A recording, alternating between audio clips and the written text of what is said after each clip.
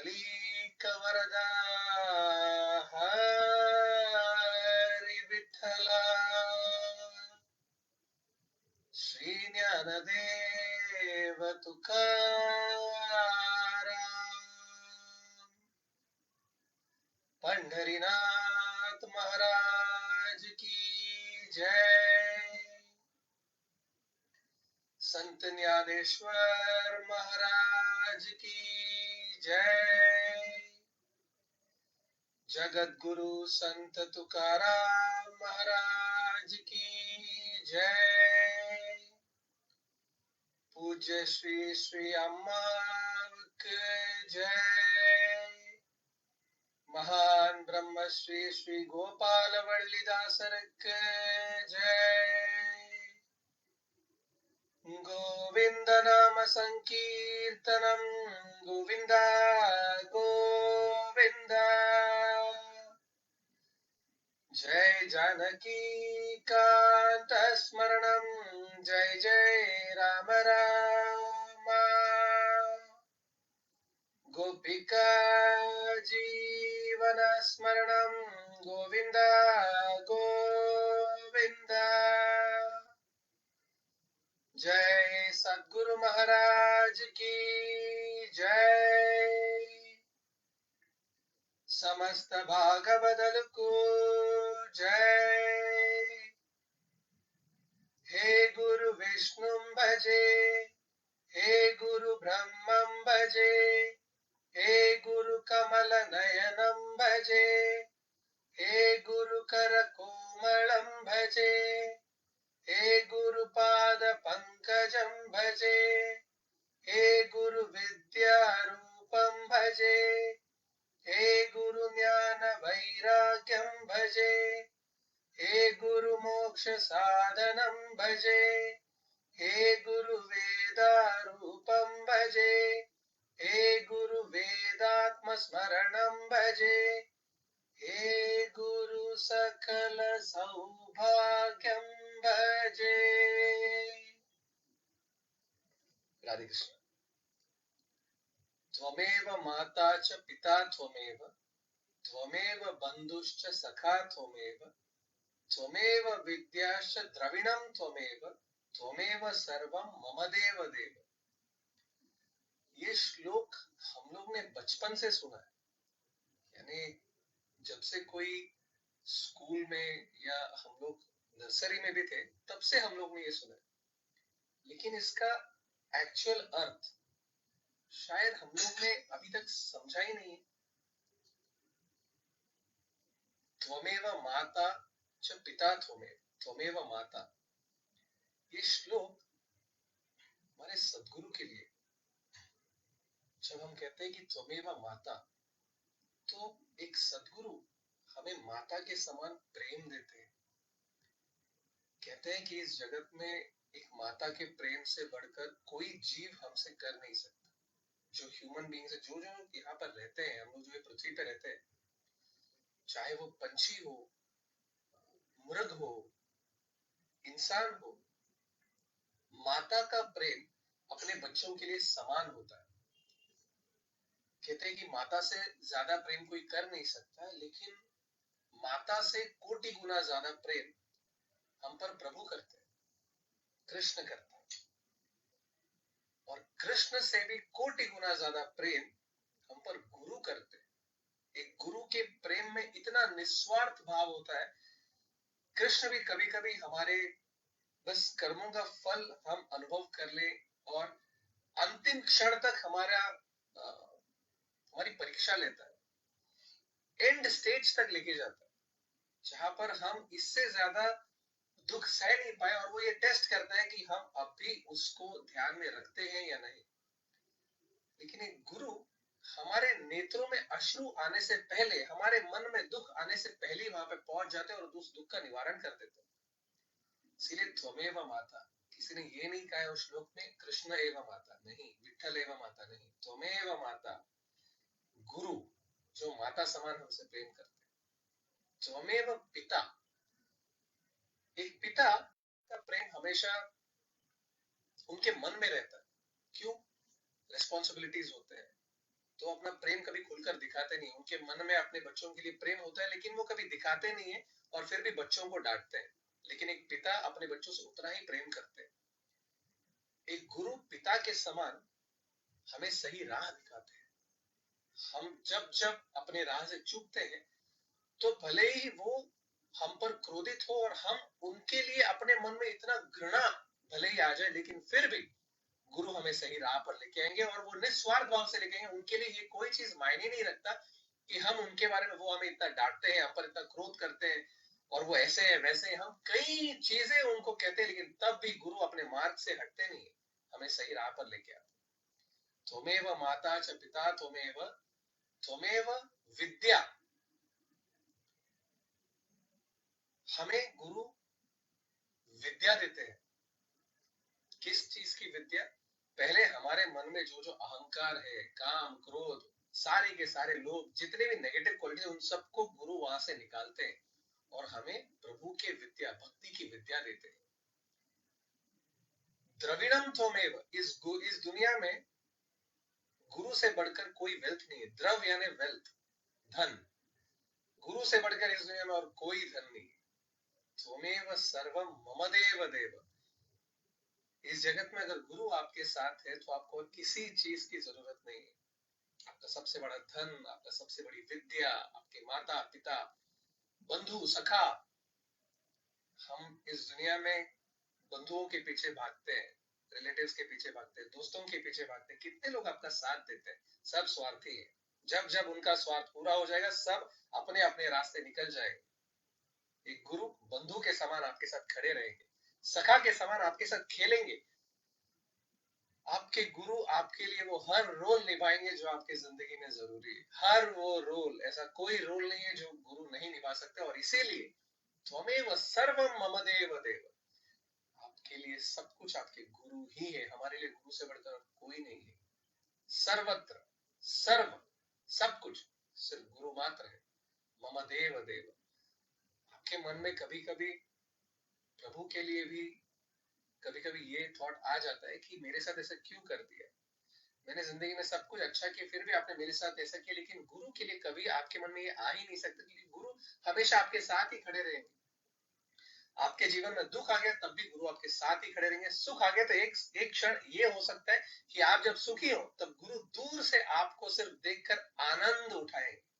लेकिन जब जब आपके जीवन में दुख आएगा, यकीन मानिए गुरु आप उनको अपने समक्ष पाएंगे, अपने पास पाएंगे, उस दुख को झेलते हुए पाएंगे, ताकि आप वो दुख न झेलें। कई बार गुरु हमसे ना कई दिनों तक बात नहीं करेंगे, कई कई दिनों तक।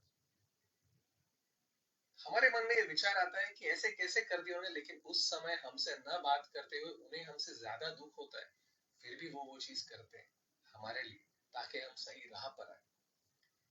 गुरु पर अगर विश्वास हो गया तो और किसी चीज की जरूरत नहीं है आपको इस जगत में।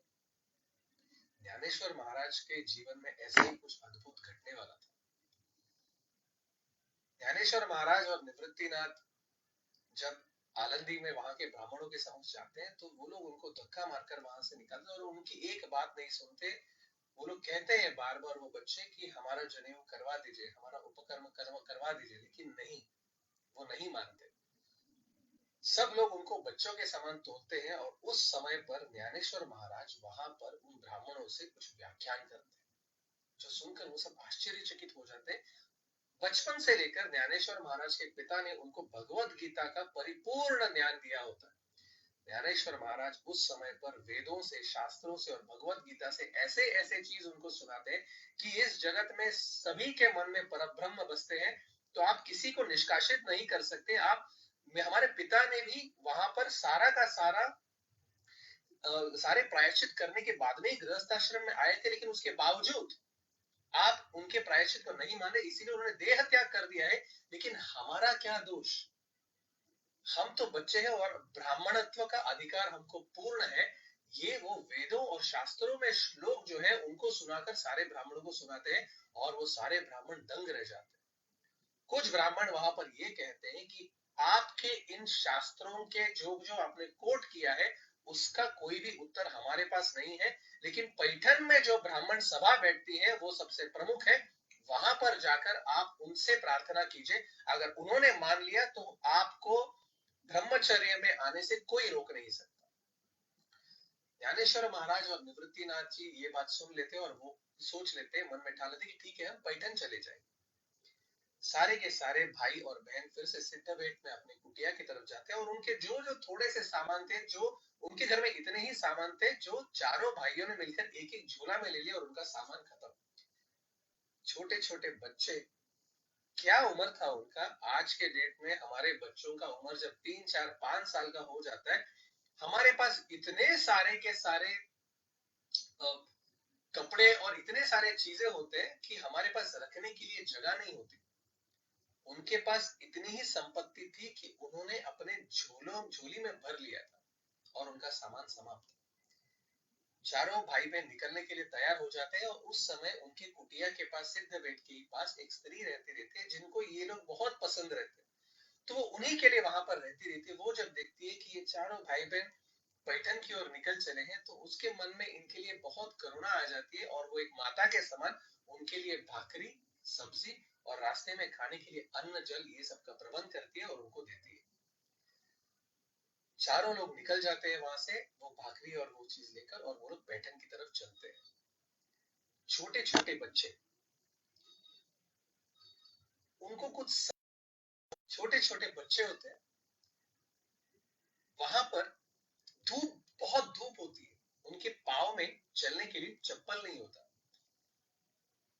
हम लोग घर से बाहर निकलते, थोड़ी धूप होती है तो हम लोग अपने बच्चों को सारा का सारा, सारी सामग्री, सब कुछ, अच्छे अच्छे कपड़े पहनाते हैं, पाँव में चप्पल, धूप न लगे इसके लिए छाता, ये सब कुछ करते हैं हम लोग। उनके शरीर पे पहनने के लिए सिर्फ एक अंग वस्त्र तक नहीं था। धोती पहने हुए थे निवृत्तिनाथ, सोपानदेव और ज्ञानदेव, वो भी फटी हुई थी।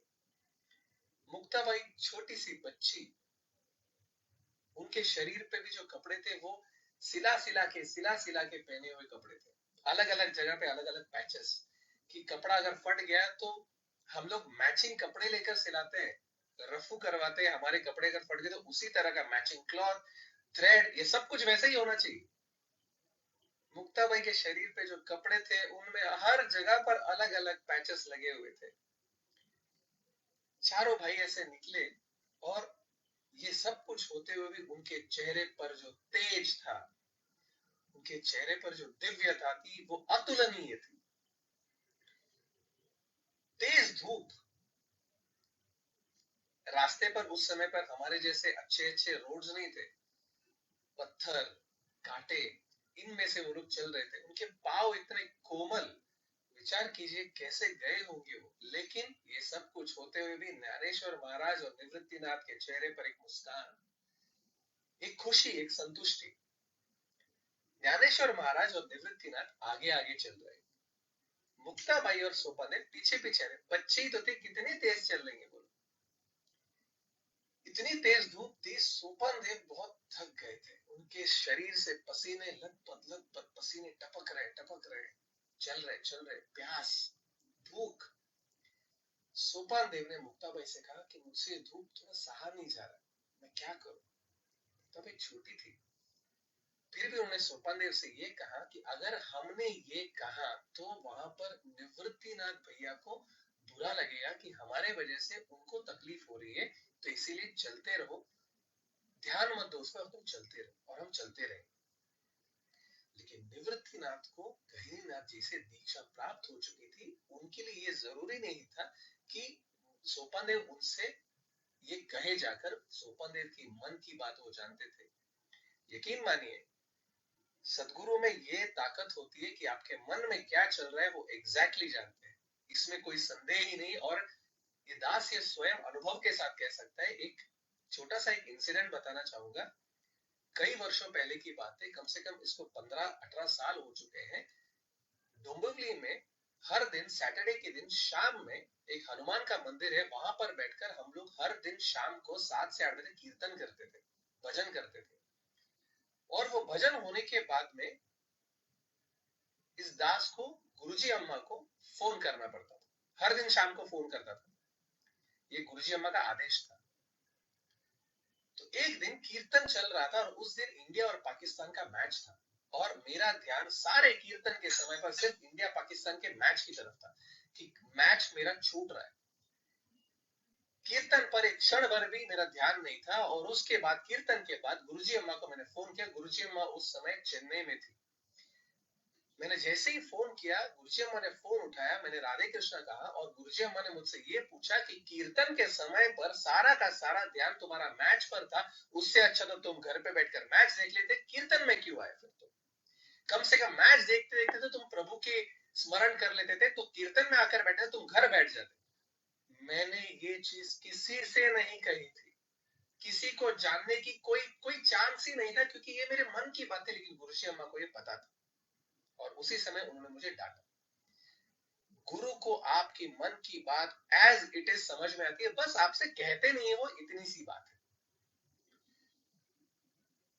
निवृत्तिनाथ को पता चल गया कि सोपान देव बहुत थक चुके हैं और वो वहीं पर ज्ञानेश्वर को उन्होंने रुका दिया और उन्होंने निवृत्ति सोपान देव और मुक्ताबाई से कहा कि हम लोग बहुत चल चुके हैं, थोड़ी देर इस पेड़ के नीचे बैठकर विश्राम करते हैं और यहाँ पर हम थोड़ा अन्न ग्रहण करते हैं। सब भाई बहन वहां पर बैठ गए और उन्होंने अपनी पोटली खोली और वो लोग अन्न ग्रहण करने के लिए शुरू करने लगे। उस समय पर निवृत्तिनाथ ने ज्ञानेश्वर, सोपान और मुक्ताबाई से कहा कि तुम लोग इस धूप पे इतना ध्यान मत दो, इस धूप में भी अगर तुम लोग प्रभु के करुणा को देखोगे तो इस धूप में भी तुम लोग को प्रभु की करुणा दिखेगी और यहाँ पर इसको तुम एंजॉय कर पाओगे। इस नेचर में ऐसे बहुत सी चीजें हैं जो प्रभु ने ही हमें दी है, इसको एंजॉय करना सीखो। हर चीज में अगर तुम प्रभु को देखोगे तो तुमको ये धूप पर ध्यान नहीं जाएगा और यहाँ पर इसकी ब्यूटी को तुम और अच्छी तरह से ये निखर के आएगा। तो ज्ञानेश्वर ने कहा कि भैया ये कैसे संभव है, आप ऐसे कैसे कह सकते हो? ज्ञानेश्वर के मन में एक डाउट आ गया। तो निवृत्तिनाथ ने कहा कि तुम इस जग में बहुत से बड़े बड़े कार्य करने के लिए आए हो ज्ञाना, और जब तुम ये सीखोगे तब तुम्हें हर जगह पर प्रभु दिखेंगे और मैं जो कह रहा हूं तुम्हें ठीक से समझ में आएगा। जब वो ये कह रहे थे तो उस समय पर वहां पर एक बाप और एक बेटे को देखते हैं और वो बाप अपने बेटे को पीटता रहता है क्योंकि वो बेटे ने कहीं से भाकरी चुराई होती है। भूख लगता है उस बच्चे को। आपको अगर 3 वक्त का अन्न समय पर अगर मिल रहा है, चॉइसेस ऑफ फूड मिल रहा है, आप जो खाना चाहते हो वो अगर आपको मिलता है, इस जग में सत्य मानिए आपसे बड़ा खुश नसीब कोई नहीं है। क्योंकि जब तक 3 वक्त के खाने के लिए आपके पेट में भूख इस हद तक आएगा कि आप चल नहीं पाएंगे, सोच नहीं पाएंगे और भूख का कोई निवारण नहीं होगा और उस वक्त भी आपको कोई खाना नहीं मिलेगा, तब हमें ये पता चलेगा कि भूख क्या होती है। हम लोग बासी खाना या हमारे खाए हुए खाना का जो बचा हुआ है जूठा, वो हम लोग कचरे के डब्बे में डालते हैं और वो जब डालते हैं, कई सारे होटलों के बाहर बड़े बड़े कचरे के डब्बे होते हैं, जब रात में आकर वहां पर वो लोग उस अन्न को फेंक देते हैं, उस अन्न को खाने के लिए कई सारे लोग दौड़ दौड़ के आते हैं क्योंकि उनके लिए उस समय पर टेस्ट, उसका तीखा कितना है, मीठा कितना है, ये कोई चीज मायने नहीं रखता। उनको उस वक्त सिर्फ सामने अन्न दिखता है और उनके पेट की भूख दिखती है। अगर आपको अन्न मिल रहा है तो उसका अपमान कभी मत कीजिए। वो बाप अपने बेटे को पीटता रहता है तो ज्ञानेश्वर पूछते कि आप इसको पीट क्यों रहे हो? तो बोलते हैं कि मैंने भी अपने आयु में, बचपन में मुझे जब अन्न नहीं मिलता था, मैंने वो सहा है पानी पीकर, लेकिन इसने अन्न चुराया, इसने ये गलत किया। निवृत्तिनाथ फिर भी कहते हैं कि छोड़ दीजिएगा इसको, और वो कहकर वो बच्चा तभी छूट जाता है और वो वहां पर तभी मुक्ताबाई उसको एक भाकरी देती है, तो वो बच्चा उस भाकरी को भी लेकर और उसने जो चुराया होता है उस भाकरी को भी लेकर भाग जाता है वहां से। कुछ ही क्षण में एक बूढ़ी औरत वहां से दौड़ दौड़ कर आती है और वहां पे मुक्ताबाई बैठी रहती है। मुक्ताबाई को वो गले मिलती है और आकर कहती है तुम मेरी पुत्री हो, मेरी पुत्री हो, रोती रहती है। तो उस समय कुछ दूसरी स्त्रियां आती है और उस स्त्री को लेकर जाने लगती है। तब निवृत्तिनाथ पूछते, ज्ञानेश्वर पूछते हैं कि ये कौन है ये स्त्री? तो वो कहती है कि इस स्त्री की बेटी मर गई है और इसीलिए इस स्त्री को जब भी कोई लड़की दिखती है तो वो उसे अपनी पुत्री मानकर पागल हो गई, वो इसीलिए मुक्ताबाई को भी अपनी पुत्री मानकर गले मिल रही थी। थोड़ी दूर जब वो चलते हैं फिर से उठकर, तो वहां पर उनको एक लेप्रेसी पेशेंट दिखता है जो प्यास से मर रहा होता है और वहां पर एक साहूकार खड़ा होता है और उसके हाथ में पानी होता है तो वो उस लेप्रेसी पेशेंट को कहता है जैसे एक कुत्ता पानी पीता है वैसे ही मैं पानी नीचे डालूंगा, तुमको उसी समान ये पानी पीना पड़ेगा, तभी तुमको ये पानी मिलेगा। वो लेप्रेसी पेशेंट को इतनी प्यास लग रही होती है, वो कहता है ठीक है, और वो पानी नीचे डालता है और वो अपने हाथ और पैर नीचे रखकर एक जानवर के समान उस पानी को पीता है। ज्ञानेश्वर जब ये सब देखते हैं तो उनको बहुत दुख होता है और असहनीय दुख होता है, और वो निवृत्तिनाथ से कहते हैं कि भैया मतलब ये सब क्या हो रहा है, और ये देखकर मैं सह नहीं पा रहा, और वो वहां पर फूट फूट कर रोने लगते हैं। निवृत्तिनाथ उस समय उनको समझाते हैं कि यहाँ पर इस जग में ऐसे कई सारे चीजें होती है जिनमें तुम कुछ कर सकते हो कई समय पर तुम कुछ कर नहीं सकते हो, जहां पे तुमको ये दुख झेलना होता है। तुम्हारे मन के लिए उनके लिए जो करुणा है, इसीलिए तुम्हें दुख हो रहा है, और ये गलत नहीं है। लेकिन अगर प्रभु को ये लगता कि उस समय पर तुम उनके लिए कुछ काम आ सकते, तो वो खुद तुम्हें अंदर से बताएगा और उस समय पर तुम उनकी मदद भी जरूर करोगे। याद रखिए कि आप लोग जब जब अपने जीवन में किसी की मदद कर रहे हैं, तब इसमें आपका कोई रोल नहीं है। इस चीज के अहंकार में मत रहिए कि मैंने किसी को हेल्प किया है या नहीं किया है। प्रभु ने उस समय पर आपको उनके हेल्प करने के लिए उस हिसाब से आपको बना दिया है, और प्रभु ने ही आपको अंदर से चूज किया है कि उनकी हेल्प कर दो। अगर आप नहीं करोगे, जरूर प्रभु किसी और को चुन लेंगे और उनके थ्रू करवा देंगे।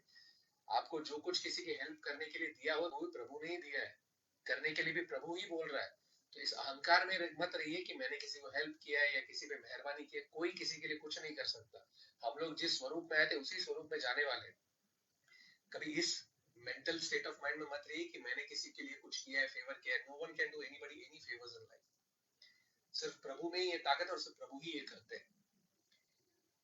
ज्ञानेश्वर महाराज निवृत्तिनाथ के इस संवाद को सुनकर उनके मन को थोड़ी ठंडक मिलती है, उनके मन को थोड़ा सा एक दिलासा मिलता है। आपके मन में जब भी कोई एक ऐसा सिचुएशन आएगा जहां पे आपको डाउट्स क्रिएट होते हैं, मन अस्वस्थ हो जाता है, अगर आपने गुरु से थोड़ी देर के लिए भी बात कर ली, तो गुरु भले ही उस चीज पे बात करेंगे ही नहीं, लेकिन गुरु से बात करने के बाद में आपके मन को ठंडक अवश्य मिलेगी, क्योंकि गुरु आपकी आत्मा को ठंडक देते हैं। और आत्मा की ठंडक ही जरूरी है। ये शरीर तो आज है कल नहीं, लेकिन आत्मा निरंतर है। ज्ञानेश्वर महाराज को उस समय पर निवृत्तिनाथ के इस संवाद को सुनकर बहुत ठंडक मिलती है, और वो निवृत्तिनाथ से कहते हैं कि मैं आपको अपना गुरु बनाना चाहता हूं। आप मुझे शिष्य के स्वरूप में एक्सेप्ट करेंगे क्या? स्वयं कृष्ण के अवतार है ज्ञानोबा, उनको भी इस जग में एक गुरु की आवश्यकता पड़ी है। उनको भी इस जग में जब तक गुरु नहीं मिले, तब तक उनका भी उद्धार नहीं हुआ था, उनको भी ज्ञान प्राप्त नहीं हुआ था। हमारी तो बात ही कुछ नहीं। निवृत्तिनाथ ज्ञानोबा से कहते हैं कि तुम जैसा शिष्य प्राप्त करने के लिए मैं बहुत लकी हूं, इसीलिए मैं तुम्हें मेरा शिष्य अवश्य बनाऊंगा। निवासा नाम का जगह है जो पुणे से आलंदी से कुछ दूरी पर है, पैठन जाने के रास्ते में आता है। वहां पर एक पेड़ के नीचे बिठाकर निवृत्तिनाथ ने ज्ञानोबा को दीक्षा दी थी, मंत्र का उपदेश किया था, और उनके सिर पर हाथ रखकर वहां पर उनको आशीर्वाद दिया था। और उस दिन से ज्ञानेश्वर महाराज निवृत्तिनाथ जी के शिष्य बने थे। जैसे ही ज्ञानेश्वर महाराज को निवृत्तिनाथ ने दीक्षा दी, तो उनके चेहरे पर एक ऐसा तेज आया जो देख देख कर सामने वाले को ऐसा लग रहा था कि ये कोई बाल योगी है। कुछ दूर वहां से वो लोग चलने लगे, और फिर वो एक छोटे से क्षेत्र में पहुंचे जहां पर उन्होंने सोचा कि थोड़ी देर विश्राम कर ले। उस समय पर वहां पर बैठने के बाद में ज्ञानेश्वर महाराज ध्यान में चले गए, और ध्यान करते करते वहां पर उस समय पर एक झुंड आया, जहां पर एक स्त्री आई और उनके माथे पर सिंदूर लगा हुआ था, और कई सारे स्त्रियां उनके साथ थी। जैसे ही उन्होंने ज्ञानेश्वर महाराज को देखा, तो उन्होंने बाल योगी समझकर इनको प्रणाम किया, और जब उस स्त्री ने ज्ञानेश्वर महाराज को प्रणाम किया, तो ज्ञानेश्वर महाराज ने उनको आशीर्वाद दिया आंख खोल के कि सौभाग्यवती भव। जैसे ही आशीर्वाद दिया ज्ञानेश्वर महाराज ने, तो उस स्त्री ने ज्ञानेश्वर महाराज की तरफ देखा, थोड़ी सी हंसी, उनके आंखों में आंसू थे, और वहां से उठकर चली गई। फिर वहां से उन स्त्रियों ने ज्ञानेश्वर महाराज से कहा कि आपने कैसा आशीर्वाद दे दिया, इस स्त्री के पुरुष की मृत्यु हुई है, और हम लोग अभी उनको अग्नि देने के लिए ही स्मशान की ओर जा रहे हैं। पीछे से ही वहां पर उस स्त्री के पुरुष को जो मृत था उनको लेकर जाने लगे। तब ज्ञानेश्वर महाराज ने उस शरीर को देखा, और उनके चेहरे पर एक डाउट आ गया उस वक्त निवृत्तिनाथ वहां पर आए और ज्ञानेश्वर महाराज ने निवृत्तिनाथ जी से कहा कि भैया अभी अभी एक स्त्री ने मुझे प्रणाम किया और मेरे आयु में पहली बार मेरे मुख से सौभाग्यवती भाव करके मैंने बोला, पहली बार मैंने किसी को आशीर्वाद दिया, लेकिन उस स्त्री के पुरुष को वो लोग अग्नि देने के लिए लेके जा रहे थे। ये मुझसे कैसी भूल हो गई, लेकिन मैंने उस शरीर में चैतन्य देखा। ज्ञानेश्वर महाराज टेंशन में निवृत्तिनाथ से ये सब कुछ कह रहे थे। निवृत्तिनाथ जी के मुख पर सिर्फ एक समाधान था, एक संतुष्टि थी और हंसकर ये पूछ रहे थे। ये सारा कुछ ज्ञानेश्वर महाराज ने निवृत्तिनाथ जी से कहा और निवृत्तिनाथ जी ने हंसकर कहा, अच्छा ऐसा है क्या, चलो हम उस स्मशान में चलते हैं। ज्ञानेश्वर महाराज कुछ समझ नहीं पाए। निवृत्तिनाथ जी हंसते हंसते ज्ञानेश्वर महाराज को वहां पर लेकर गए। उस समय पर उस शरीर को वहां पर सारे लकड़ों पर रख दिया गया था, उसको अग्नि देने वाले थे। सती के लिए ये स्त्री वहां पर ऊपर चढ़ने वाली थी। ज्ञानेश्वर महाराज और निवृत्तिनाथ जी ने वहां पर उनके माथे पर हाथ रखा, दोनों ने हाथ रखा और दोनों ने ओम का उच्चार किया। इस दुनिया में ओम मंत्र से बड़ा और कोई मंत्र नहीं है। ये आपके जितने नासा साइंटिस्ट है उन्होंने भी ये प्रूव कर दिया। स्पेस में उन्होंने ओम मंत्र को फेंक कर देखा था एंड इट रिसाउंडेड सो पावरफुली। जैसे ही उन्होंने ओम मंत्र का उच्चार किया, वो मृत शरीर वहां से फिर से उसमें चैतन्य आ गया और वो उसमें उठ गया और वो जीवित हो गया। सब लोग बड़े आश्चर्यचकित हुए कि ये कैसा संभव हुआ, और जो उठा था वहां पर वो भी बड़े प्रसन्न हुए और उनका नाम था सच्चिदानंद बाबा। वो बहुत प्रसन्न हो गए और उन्होंने ज्ञानेश्वर महाराज और निवृत्तिनाथ जी से कहा कि आप ही ने मुझे जीवन दिया है और आपके लिए मैं ऋणी हूं। तब निवृत्तिनाथ जी ने कहा कि मैंने तुम्हें जीवन नहीं दिया, तुम्हें प्रभु ने ही जीवन दिया। लेकिन उसने सुना नहीं। तब निवृत्तिनाथ जी ने कहा कि मैं तुम्हें एक्सप्लेन करता हूँ। उन्होंने कहा, जब भी हम कोई यज्ञ करते हैं, घर पे खाना बनाते हैं, तो लकड़ों को रखकर उनको जलाते हैं। कई बार वो लकड़ियां बुझ जाती है तो हम लोग को लगता है कि वो बुझ गई है, लेकिन जब हम उसमें फुंकर करते हैं, जब हम उसमें हवा छोड़ते हैं, तो उस समय नीचे एक छोटा सा कोयला होता है जो जलते रहता है, लेकिन हमें दिखता नहीं है। जब हम वहां पर हवा छोड़ते हैं तो उसमें से फिर से अग्नि उत्पन्न होती है और वो लकड़े जलने लगते हैं। ऐसे ही तुम्हारे शरीर में चैतन्य थी, ओम के उच्चार करने से वो चैतन्य फिर से जाग गई और तुम में जीवन आ गया। वहां से वो लोग कुछ दूर आगे की तरफ चलते हैं और वहां पर एक जगह फिर से रुकते हैं जहां पर एक सदगुरु महाराज वहां पर सत्संग करते रहते हैं। सत्संग करते वक्त में वो वहां पर ज्ञानेश्वर महाराज और निवृत्तिनाथ दूर वहां पर बैठे रहते हैं और एक दूसरे से वार्तालाप करते रहते हैं। मुक्ताबाई वहां पर भोजन का प्रबंध करती रहती है और सोपान देव वहां पर वो सत्संग सुनते रहते हैं। जब वो सत्संग सुनते हैं तो वहां पर वो सदगुरु महाराज अपने 9 द्वारों के बारे में बताते हैं जो अपने शरीर में होते हैं। ये जैसे ही सोपान देव सुनते हैं तो वो दौड़ दौड़ के ज्ञानेश्वर महाराज के पास आते हैं और कहते हैं कि भैया वहां पर 9 द्वारों के बारे में बता रहे थे, क्या आप मुझे बता सकते हैं कि ये 9 द्वार क्या है। ज्ञानेश्वर महाराज उनको उन 9 द्वारों के बारे में डिटेल में बताते हैं और उसके बाद में जब वो बताते रहते हैं तो उन सदगुरु का एक शिष्य सुनता रहता है और वो वहां पर दौड़ कर आता है और ज्ञानेश्वर महाराज का हाथ पकड़कर खींच कर लेके जाता है वहां पर उनको और अपने सदगुरु के सामने लेके जाता है। छोटे बच्चे रहते हैं ज्ञानेश्वर महाराज, उनको वो शिष्य इतने तेजी से खींच के लेके जाता है कि उनके हाथ में दर्द होना चाहिए। हमें अगर कोई ऐसा थोड़ा सा भी खींचता है, हमारे चेहरे पर इतना क्रोध आता है कि हम उनको क्या क्या नहीं कहते।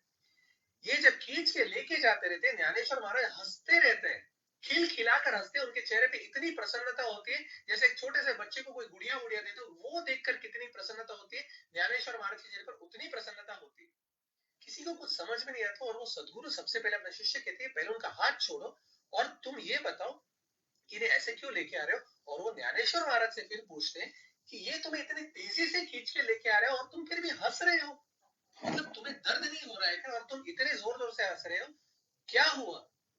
तो ज्ञानेश्वर महाराज ने कुछ ऐसा कहा और उसके बाद कुछ ऐसा हुआ और ज्ञानेश्वर महाराज के आयु में सबसे पहली बार उन्होंने ऐसी कोई चीज की जो आज तक हम उस चीज को गुनगुनाते रहते हैं। और जब जब उस चीज को गुनगुनाते हैं हमारे चेहरे पर इतना प्रसन्नता होती है, हमारे आत्मा को इतनी संतुष्टि होती है और वो सुनकर उस सदगुरु महाराज को इतनी संतुष्टि हुई कि उसकी कोई सीमा नहीं थी।